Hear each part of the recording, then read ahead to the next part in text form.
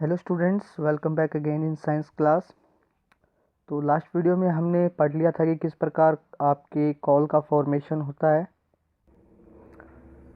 सो आज हमारा जो टॉपिक है दैट इज़ द कॉक, हम उसके बारे में पढ़ेंगे। This is the solid residue left behind during the destructive distillation. तो कॉक क्या होता है? This is the solid residue. ये एक सॉलिड रेसिड्यू होता है, पदार्थ होता है, ठोस पदार्थ होता है जो कि पीछे बच जाता है ड्यूरिंग द डिस्ट्रक्टिव डिस्टिलेशन। तो जब हम डिस्ट्रक्टिव डिस्टिलेशन करते हैं उस प्रोसेस के दौरान हमें ये प्राप्त होता है या उस प्रोसेस के बाद हमें ये मिलता है। अब ये डिस्ट्रक्टिव डिस्टिलेशन क्या होती है? A process of breaking of coal into the simpler substance upon heating in the absence of air. तो क्या होता है? वो प्रोसेस जिसमें कॉल को तोड़ा जाता है सिंपल सब्सटेंसेस में अपॉन हीटिंग, हीट देकर, इन द अब्सेंस ऑफ एयर, हवा की अनुपस्थिति में, मतलब उसमें एयर नहीं होती है, और आपके जो चारकोल होता है उसको हीट देकर सिंपल सब्सटेंस में तोड़ा जाता है। उस प्रोसेस को हम डिस्ट्रक्टिव डिस्टिलेशन के नाम से जानते हैं। It is A black pores and tough substance. ये काला और पॉर्स यानी कि छिद्र युक्त एंड टफ सब्सटेंस होता है। It Burns easily and does not produce smoke like call. ये आसानी से जलता है और स्मोक प्रोड्यूस नहीं करता है जैसे कि चारकोल स्मोक को प्रोड्यूस करता है। ये कंपेयरली उसके स्मोक प्रोड्यूस नहीं करता है। It is use in manufacture of steel and excretion of metals. इसका उपयोग किया जाता है स्टील्स को बनाने में एंड एक्सक्रेशन ऑफ मेटल्स यानी कि मेटल जो होती है उनको अलग करने में या उनको एक्सक्रेट करने में। It is also used to manufacture artificial graphite and to make the certain fuel gas like the water gas।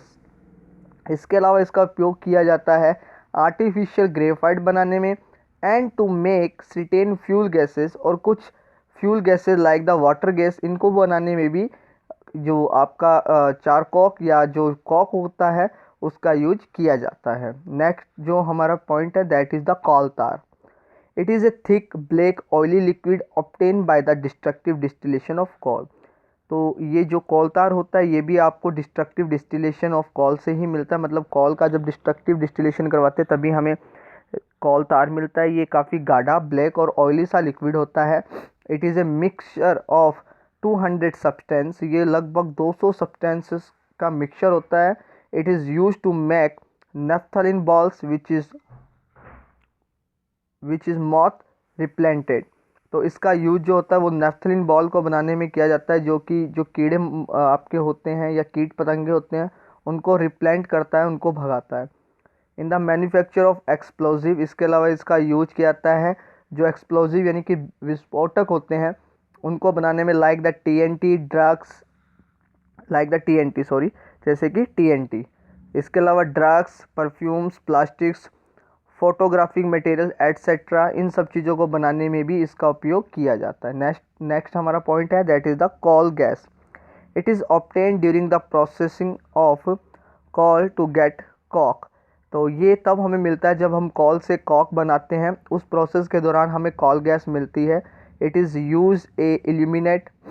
इसका यूज इल्यूमिनेट यानी कि आप बोल सकते हो चमकीली चीज़ों में किया जाता है, या आप बोल सकते हो कहीं लाइट जो होती है या रोशनी जो होती है उसको बनाने में किया जाता है, इल्यूमिनेट करने में किया जाता है।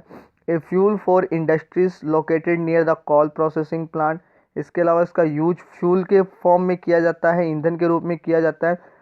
ऐसी इंडस्ट्री इसका यूज करती है जो कि उस कॉल प्रोसेसिंग प्लांट के पास लगी होती है। Coal gas was first use in London for the street lighting in 1810 and in New York in 1820। Coal gas का सबसे पहले उपयोग किया गया था लंदन में स्ट्रीट लाइटिंग जो होती है, या बोल सकते हो हमारी जो सड़कों पे लाइट लगी रहती है उनको जलाने में इसका यूज किया गया था लंदन के अंदर 1810 में और न्यूयॉर्क में 1820 में। तो ये इल्यूमिनेंट होती है, मतलब इसको जलाने पर रोशनी मिलती है, इसलिए इसका यूज स्ट्रीट लाइटिंग में किया गया था। The slow conversion of wood into the coal by a biochemical process extending over million of year is called the carbonization।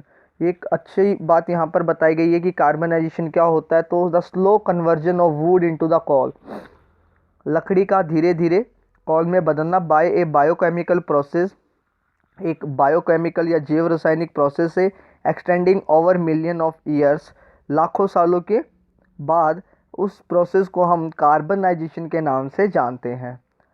Different type of calls, तो कॉल्स के यहाँ पर टाइप दिए हुए हैं, उनके बारे में हम पढ़ लेते हैं। Different varieties of coal are formed depending on how long and at what temperature and pressure the vegetable fossils are buried under the surface of earth। तो काफ़ी अलग अलग टाइप के जो कॉल होते हैं वो बनते हैं और ये डिपेंड करता है on how long and at what temperature and pressure the vegetable fossils are buried under the surface of earth। तो ये डिपेंड करता है या निर्भर करता है कि कितने समय तक यानी कितने टाइम तक और कितना टेम्परेचर और प्रेशर उस वेजिटेबल फॉसिल को मिला है जो कि अर्थ की सरफेस के अंदर दबी हुई थी। In general the higher the temperature and pressure of the earth and the longer the time for which it buried under the surface of earth the more is the carbon content in it. तो ऐसे charcoal या हम बोल सकते हैं ऐसे vegetable fossil जिन पर ज़्यादा प्रेशर और टेम्परेचर लगता है और वो भी ज़्यादा लंबे टाइम तक लगता है जो कि अर्थ के सरफेस के अंदर दबे हुए होते हैं, तो उन चारकोल के अंदर ज़्यादा कार्बन कंटेंट होता है या उनमें कार्बन की मात्रा ज़्यादा होती है जिन पे ज़्यादा टेम्परेचर प्रेशर काफ़ी लंबे समय तक लगा हो। The different variety of call differ in the carbon content. Carbon की उपस्थिति के आधार पर जो चारकोल होता है या कोल होता है उसकी अलग अलग वेराइटी होती है। इसके अलावा moisture and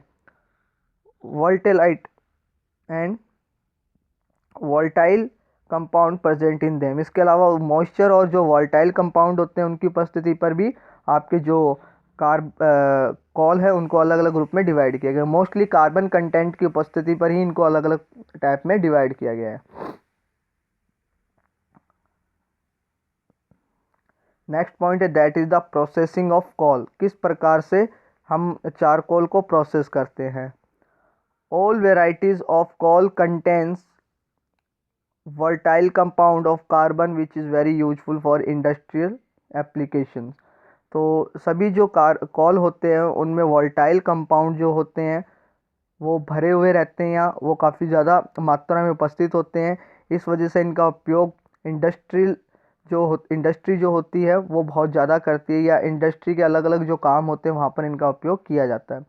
these compounds are lost if the coal is straight way burn. अगर चारकोल को सीधे ही जलाया जाए तो ये जो कंपाउंड होते हैं ये ख़त्म हो जाते हैं या हम बोल सकते हैं इनका इतना अच्छे से उपयोग नहीं कर सकते। However is the coal is subject to destructive distillation is heated strongly in the absence of air. तो इसके लिए जो कॉल होता है उसका डिस्ट्रक्टिव डिस्टिलेशन किया जाता है यानी कि उसको गर्म किया जाता है, स्ट्रांगली गर्म किया जाता है एयर की एब्सेंस में। This compound can be recovered, जिसकी वजह से ये जो कंपाउंड होते हैं इनको रिकवर कर लिया जाता है आसानी से।